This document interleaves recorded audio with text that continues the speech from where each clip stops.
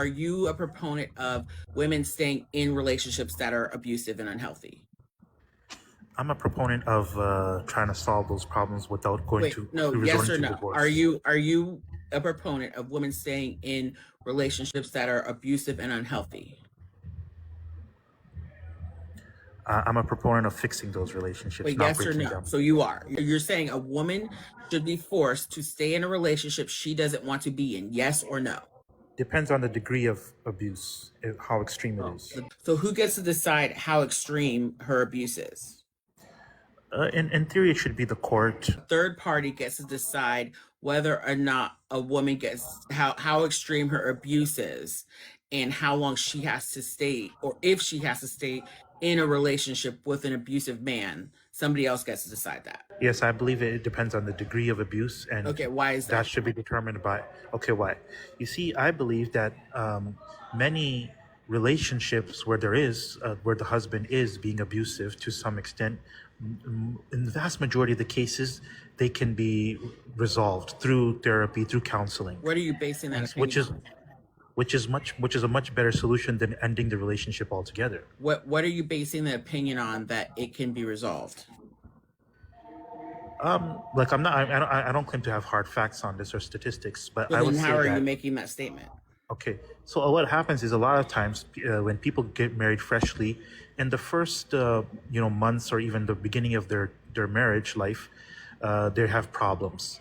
But if they stick to it, those problems are like they start laughing about it afterwards. There are problems and then there's abuse. Those are two different things. Abuse, a problem is you won't put your dirty clothes in the hamper. You won't put the seat down. You don't put your dishes in the dishwasher. You say you're going to come home right after work and then you end up going and hanging out with your friends after you get home late. Those are problems. Abuse is something completely different. So what's not extreme abuse?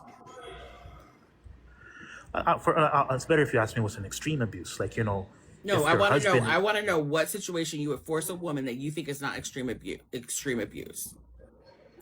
like if he swears at her sometimes, or if he, does some psychological sort of games with her sometimes. So A you think lot that a of. woman should be forced to stay in a relationship where a man is swearing at her and psychologically abusing her?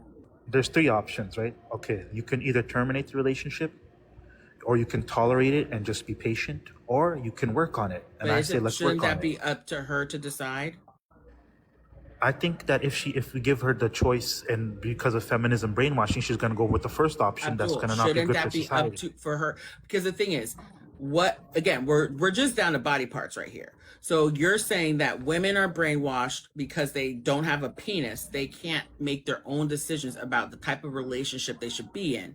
So really, this is why some women advocate for women not getting married because of men like you, because you're saying that a woman should be forced through by other people to remain in relationships that they don't want to be in, and that because the person that they're in a relationship with has a penis, he has a right to remain in a relationship with her while abusing her. So other people with penises force her to remain in a relationship that's undesirable for her. And so feminism has broken families. And so the broken families comes from the woman leaving an abusive relationship and not the abuser.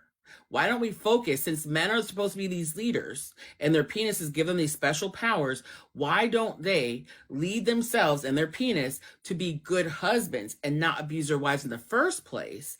And then they wouldn't want to leave. Why don't you have that happen, Abdul? Why aren't men responsible for their behaviors? Why isn't the broken families put on the abuser and not the abused?